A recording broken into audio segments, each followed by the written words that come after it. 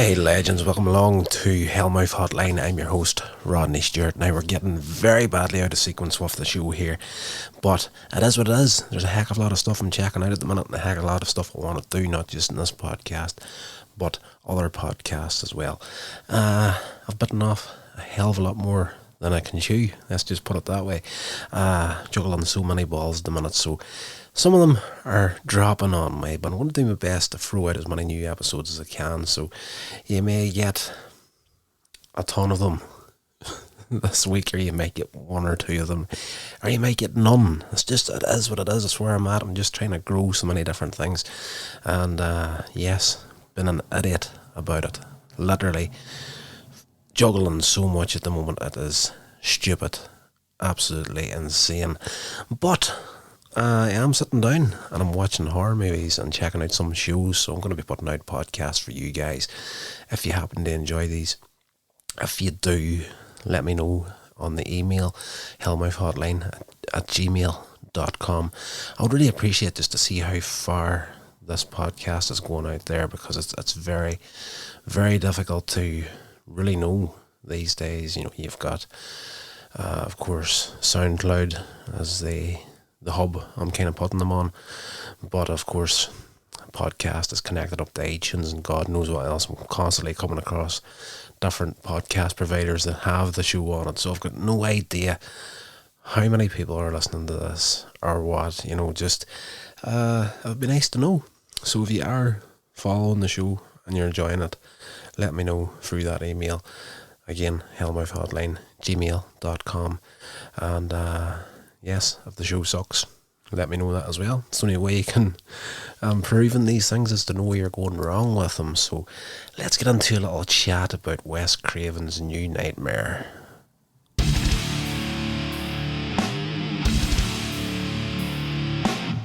Alright, so this one here is Freddy Krueger back, but in a standalone movie. It's not in the same continuity really as the franchise itself, and it's an interesting take on the Freddy Krueger character. In this one, he essentially escapes from the movies into the real world, and we have Heller Langenkamp back playing herself in this film. We've got Robert Englund, of course, as Freddy Krueger. He's actually playing himself in the movie as well. And yes, Wes Craven is in there playing himself. And you know, there's a ton of people in this movie that pop up that you'll recognise. John Saxon, who I want to say played her father in the original movies, turns up as well in it. And it's and I hope I've got that right. It's an enjoyable movie. I don't think it's in the same realm as the original movies. It has a really different feel to it, and of course that's what Wes Craven was going for here. He wanted Freddy Krueger to be more what he originally intended him to be in this movie, instead of like the comical character that he became in the franchise. And I did say whenever I was going through the other movies that the further through we got with those films, the more of a celebrity status Freddy Krueger actually took on, and they actually play into that heavily in this movie. That close to the start of it, Heller is on a talk show, been interviewed about her career, and she's been asked about, you know, the Nightmare on Elm Street series and whatnot. And at one point, they bring out a special guest who is Robert Englund, and like he rips his way onto the set using the glove, and he's out there dancing among the crowd that are in the studio watching. There's people with Freddy masks on, Freddy jumpers on, their little plastic gloves and whatnot, and they're all chanting Freddy, Freddy, Freddy, and he's dancing about like he's, you know, a rock star that's just crowd dived in the audience. It is a sequence in the film that I found quite funny. But in this one, Heller playing herself, of course, She's living in LA, actress, and going about her day-to-day life. She's married to a guy called Chase, and they've got a young son called Dylan. And of course, she's always been recognised as playing Nancy Thompson from Nightmare on Elm Street, but she's now focusing her career on television. But at the beginning of the film, it opens up with like the standard kind of opening up to a Nightmare on Elm Street series, where you see the glove getting built, and you know, and the difference to this one is at the end of the sequence, the opening sequence showing the glove getting built, it's more like a mechanical glove at this stage, and you see the body, like, you know, neck down, of who we reckon is Freddy Krueger, which turns out to be a body double. Of course, it's an opening that's kind of like the on-set experience of a new Nightmare on Elm Street movie. And at the end of this sequence, the arm is set down on the table, and he lifts a cleaver and cleaves his hand off, and he's going to replace it with the mechanical glove. But this turns out to be a nightmare that Nancy's actually having. Nancy Heller.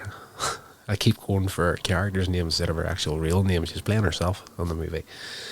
But this plays into Nightmare on Elm Street was always very good at blending the lines between reality and the dream world. So there's a lot of that going on in this movie. So much so that I think it actually loses track of itself a few times throughout the movie. There's a few parts to this movie where you could say huge plot holes, but nothing major, but it's just there's something there that you're kind of left thinking, how did that happen? There's a sequence later on in the movie where in this opening scene there's two guys that are brutally killed on the set by this glove. It comes to life after the director calls cut on this, the shooting of the opening sequence to a Nightmare on Elm Street movie, and the glove comes to life, starts killing all around it, takes out two of the workers, and later on in the movie they're actually found dead in real life, and there's a news report talking about a glove that was stolen from the set of this new Nightmare on Elm Street movie. But we don't really work out who took the glove or did what, but you know, you're thinking it's Freddy possessing people from the other side, but there's no concrete evidence given to you. Not in my view, anyway. I didn't pick it up, but you know, again, if you've got a bit of insight into that particular part of the movie, let me know in that email as well. Hellmouth Hotline gmail.com.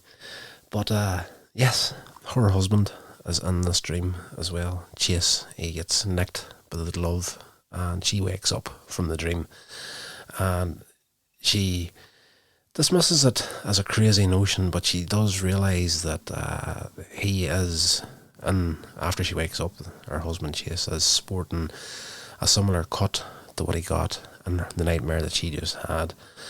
But yes, she quickly dismisses the notion that it was caused by the Freddy glove. She receives a call. This happens quite a bit throughout the movie, from an obsessed fan who quotes Freddy Krueger's nursery rhyme in an eerie Freddy voice, and 1, 2, Freddy's coming for you. And she's constantly getting these letters in the post, and it stopped, and and as we're coming up towards the end of the movie, it starts to happen again. This coincides with a meeting she has with New Line Cinema, who of course put out the franchise. She's pitched the idea to reprise her role as Nancy in the new Freddy, or the new Nightmare movie, which she doesn't know at this stage, but her husband has been working on. She returns home and sees Dylan watching her original film, Dylan the Son. Nancy interrupts him, of course. It's just a kid, she doesn't want him watching horror movies, so when she turns it off, he has a severely traumatizing episode where he screams at her, and the frequent calls and Dylan's strange behaviour cause her to call Chase. And she's, after the meeting, she discovers where he's been at, what he's been working on, And now that the son is starting to act weird, she tells him to come home, and he agrees to rush home from Palm Springs. He's going to be driving for a few hours. He's been working all day. 2 of the workers didn't turn up, which turns out to be the 2 workers that were killed in the dream at the beginning of the movie. They turn up dead later on in the movie. Chase falls asleep while he's driving home, and he's slashed by Freddy's claw and dies. The claw comes up out of the seat of the chair, and classic Nightmare on Elm Street style, and he gets killed. So his death seems to affect Dylan even further. The kid's just lost his father, for God's sake. Of course it's going to affect him, which concerns Heller's longtime friend and former co-star John Saxon, her father from the Nightmare on Elm Street series. And he suggests she seeks medical attention for Dylan and herself after she has a nightmare at Chase's funeral, in which Freddy tries to take Dylan away. Now, that's a flippin' fantastic sequence where there's earthquakes happening throughout this movie, and at one point you start to realise that these small tremors and quakes seem to be affecting only her home. It's been widespread throughout the city, but at one point she is starting to be the only one that's experiencing these small tremors. It's Freddy trying to claw his way from the cinema world into real life. It is a genius concept for this movie. But that sequence at the funeral where they're burying her husband, and a tremor hits the graveyard, the coffin falls into the grave, and she dives to stop it, and we don't realise it at the start, but she gets knocked out for a few seconds. Again, blending reality with the dream world or whatever. You don't know where you're at from time to time. They're very, very good. From the very first Freddy movie right up to this one, they were very good at blending that line here and there. But she looks down into the grave, or she looks back, and her son has disappeared, and she looks into the grave, and Freddy has come out of a hole in the ground. He's pulling her son away from her, but she dives into the grave. That's a great little sequence. And yes, it's I don't know. There's a lot to like about this movie. There's a lot to not really like about the movie, but I don't know. It's just there was something about the comical Freddy that you do start to miss in this movie. The son's health continues to deteriorate. He becomes increasingly paranoid about going to sleep. Everything that's happening to him is exactly the sort of stuff that would have happened Heller's character Nancy in the Freddy movies. She's starting to think she's going crazy as well, because turns out her family has a history of mental illness, let's just say. The kid fears Freddy Krueger, even though Heller has never shown Dylan her films. She visits the Nightmare creator WES Craven, who admits to having precognitive nightmares. That's how he writes his movies. He writes the movies after he goes to sleep, has a nightmare, gets up and starts writing again. The film's capture, he tells her in this new script, nightmares captured an ancient supernatural entity. That plays on the old rumours, and for as long as I can remember, people always said that horror movies were evil and they contained evil spirits and all that sort of stuff. And you've heard that all your life, and I'm pretty damn sure I'm not surprising anybody by saying that. But I've heard it loads of times, particularly about The Exorcist. It was always, there's a lot of rumours and legends about that movie, about the original copy of the movie being possessed or cursed or whatever, and bad luck followed it, since the day it was created. And, you can, like, I'm not even going to try and remember some of the stories I've read about that in particular, but, there's a lot of stuff.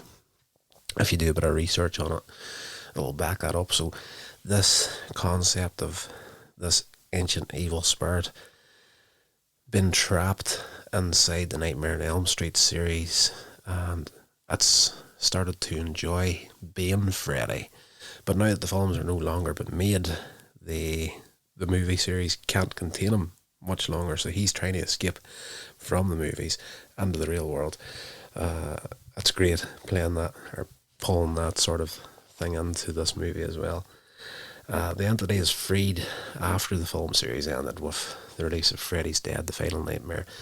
In the guise of Freddy, it now focuses its primary focus on Heller as Nancy, as killing her will allow it into the real world. So it's this evil entity is connected to what happened in the Nightmare on Elm Street series, and particularly the first movie, and it was her that took him out, and it can't get into the real world without taking her out in real life. So this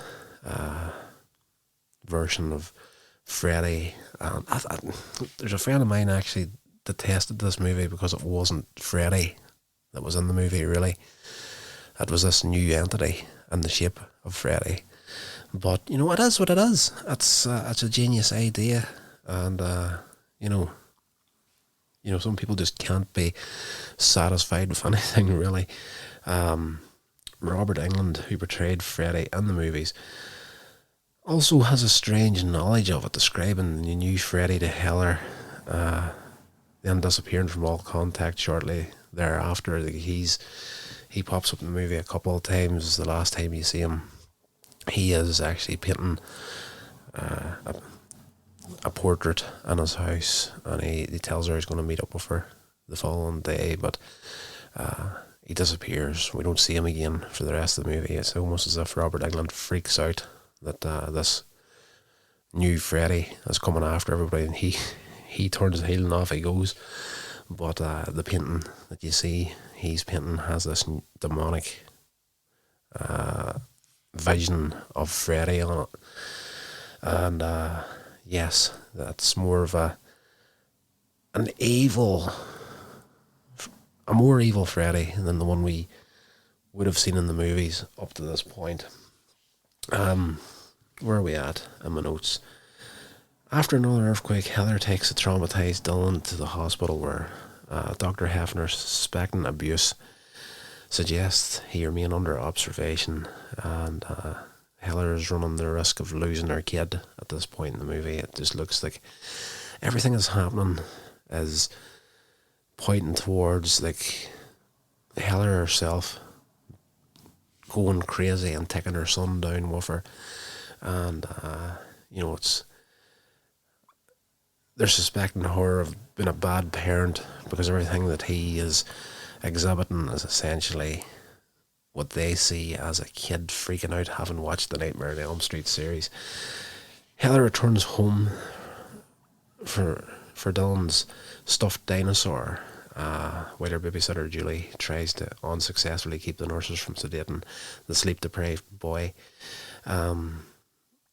Dylan told her earlier on in the movie the stuffed dinosaur was his protector from this guy at the foot of his bed, and you see that dinosaur having been slashed with the 4 claws. There's different parts in the movie where the hand comes out of the bed again with the claws, tries to come after her. So the boundaries between reality and the realm where this entity is at are starting to get really, really thin at this point. At the hospital, anyway, they manage to give Dylan the injection, makes him fall asleep, and Freddy appears and brutally kills Julie in Dylan's dream. This is one of these, it's almost like a recreation of the scene in the first movie where the girl got killed in the bedroom, got dragged around and up the walls and across the roof. That's essentially that again. Very, very well done this time. With the added fact that you actually see Freddy this time, like drag her up the walls. And yes, they recreated a few of the shots from the original movie and here are variations of it. And Julie plays it insanely well, where she, particularly the last scream for help from Dylan before Freddy takes her out completely. The nurses think putting Dylan to sleep is going to be the answer to helping him out, but not realising he's capable of sleepwalking. And Heller puts that to the head nurse, who has been a complete pain in the ass up to this point. He's like, you idiot, he can sleepwalk. So like, she's told him to try and reassure him that you're going to be staying in hospital. We're not far away from home, and points out the window, and it's just across the highway and over there. It's not that far away. We'll get you home soon, but you have to get better. So at this point in the movie, he's freaked out. Freddy's coming for him. He's sleepwalking. He decides to leave the hospital and head home. Heller chases after him across the interstate as Freddy taunts and dangles him before traffic. We get that. Giant Freddy in the sky again, and he's using the glove to lift the kid up and down, and make trucks and cars just barely miss him and whatnot. So that's like an hour variation on Dream Warriors, I want to say, was one of the movies we seen that giant Freddy in the sky. I do believe it was Dream Warriors. If I'm wrong, that's the one in the hospital where he had the guy walking him about like a puppet and dropped him off the roof of the asylum. Where are we at? Yes. Dylan manages to get out of the traffic, gets home, and upon returning home herself, Heller realises that reality starts to overlap with Freddy's make-believe realm. It happens actually in the hospital. If you're eagle-eyed enough, there's a certain point in the film where Heller actually gets the grey streak of hair, and that's Nancy's signature. What happened to her in the movie? She got that strand of grey hair, and Heller doesn't have this in real life, but at one point in the movie this happens. So it's just everything that was in the movies is now starting to happen in real life. And John Saxon turns up and he wants to help her out, and Heller tells him it was Fred Krueger, that is behind everything. And of course he says, yeah, sure it is, essentially quoting the lines from the original Nightmare on Elm Street movie. And the further on we go, we start to see different things change, and he turns around at one point. His clothes have changed, and he has a badge and a gun, like his character in A Nightmare on Elm Street. And she starts to realise, oh, we are in serious trouble here. So of course you're waiting for it to happen. As he gets into his car to leave, she calls him Daddy, and she turns around and she's actually wearing pyjamas like in the original movie, and she turns around towards her house, which now has the appearance of the original Nightmare on Elm Street house from the movies. So she runs in, closes the door, but once in there, she's in the interior of her own house in real life. Where are we at? When Heller embraces Nancy's role, she's realised now she's going to have to play out the rest of what's happening here, not as herself, but as Nancy Thompson. Freddy emerges completely into reality, abducts Dylan into his world, and Heller finds a trail of Dylan's sleeping pills, which connected up to earlier on in the movie. She was reading Hansel and Gretel to Dylan, and how they found their way was with the trail of breadcrumbs. So he's left a trail of sleeping pills leading Nancy to where Freddy's took him. or this version of Freddy. And of course, this connects up again to earlier on in the movie where he says there's somebody trying to get to him from the bottom of his bed. So as she's lifting the sleeping pills, she starts to realise, you've actually given me a way to join you. So it was like, in the movie series, there was the ability that they had to actually just will themselves into the dreams from time to time. But of course, Heather's like, this is real life. That sort of stuff doesn't happen. So she takes the pills to put herself to sleep, and she discovers this doorway, essentially, at the foot of the bed that takes her into the realm where Freddy has her kid. She ends up in like the boiler room, Freddy's signature boiler room, essentially. Freddy fights off Heather, chases Dylan into a furnace. The sequence here at the end was nice after the final sequence of Freddy's dead. I thought after the set pieces that we had in the earlier movies, the final confrontation and Freddy's dead was, a bit of a letdown as far as like the setting of it went. It was basically just a room they were in, but this one here is like a flat out full over the top nightmare scenario they're in, and Dylan trying to get away from Freddy inside this furnace. We get the extendable arm from Freddy again. I haven't seen that, I believe, since the first movie. And there's a point where he gets hold of the kid and he's like, I'm going to eat you up. And of course, as he opens his mouth and his mouth gets wider and wider and wider, and he's like going to pull Dylan in and actually eat him. The kid playing in this movie is brilliant, and the scream that he puts out at this final part in the movie where Freddy's almost got him is insane, so believable. But Nancy manages to stab Freddy in the nuts, I do believe, and Dylan escapes from the furnace, doubles back to Heather, and together they push Freddy into the furnace and light it up, destroying both the monster and its reality, which is they take out this version of Freddy. And I say this version of Freddy because, again, it's that big a departure from the Freddy that we all knew from the movies. It's almost as if there's a bit of a disconnect between this Freddy and the one that we knew up to this point. Huge disconnect. But it's essentially the way the witch gets taken out and the story that Heather was telling the kid, Hansel and Gretel, earlier on in the movie. They managed to trick the witch into the oven and kill her that way, so Freddy gets taken out the exact same way at the end of this movie. As the monster and its reality are destroyed, Dylan and Heather emerge from under the blankets. Heather finds a copy of the film's events and a screenplay at the foot of the bed.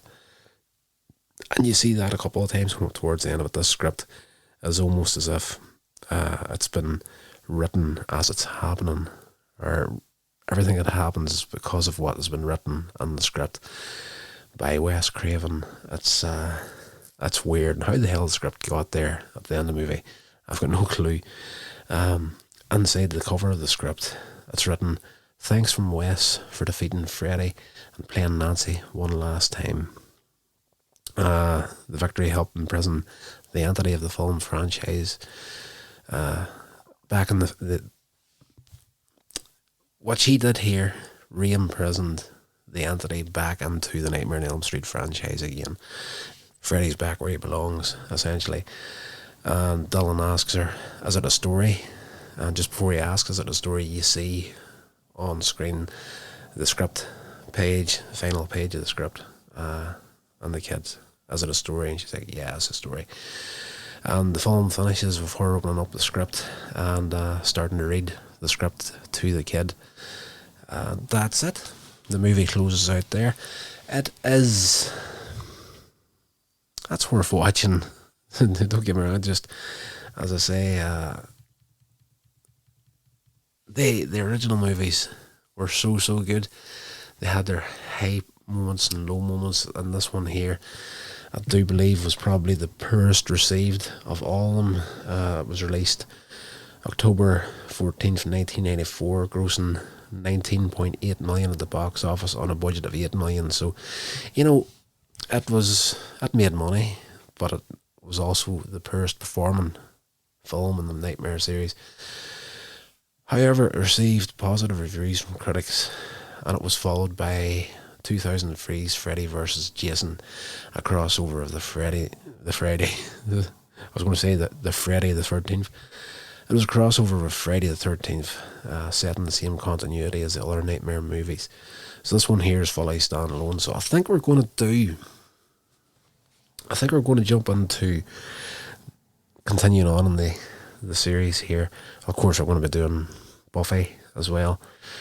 But before we do Freddy versus Jason, I think we're going to go back and we're going to do the Friday the 13th franchise on the lead up to that movie, and then we'll do the crossover between the two, because I was never majorly big into Friday the 13th.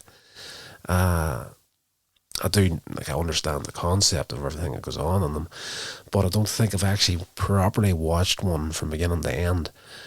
But I do remember at one point, and correct me if I'm wrong, again, email Hellmouth Hotline gmail.com. I do believe there's one of the movies in the Friday the 13th series where at the end of it, the mask is lying on the ground, and Freddy's glove comes up out of the ground and pulls the mask into hell, essentially. I do believe I've seen that. I've got a memory of that anyway, whether it was actually something that was on screen or something that I just made up in my own dome. I've no idea, so let me know if I'm right or wrong on that there. But this is not the best movie by any stretch of the imagination, but I do believe before we do the Friday the 13th series, we should really do the remake to A Nightmare on Elm Street, which is probably, by far the worst of the lot, I think. I do believe it took a couple of viewings for me to actually get through that movie, and of course didn't have Robert Englund in it. Had the character of Freddy recast, which was a mistake, essentially. Like, who the hell else is going to play Freddy Krueger other than Robert Englund? That's just one of those characters that just should never have been recast. So we'll probably do that in the next movie review on here, but we're going to be doing Buffy in between then as well. Once again, I'm sorry for the delay and the messing about here of promising one schedule and not keeping up with it. We're going to try our hardest to get back into some way of going. So that's going to do it for this podcast, guys. I hope you did enjoy it, and until the next one, stay safe and take care of yourselves. This has been a production of Coins Age Media.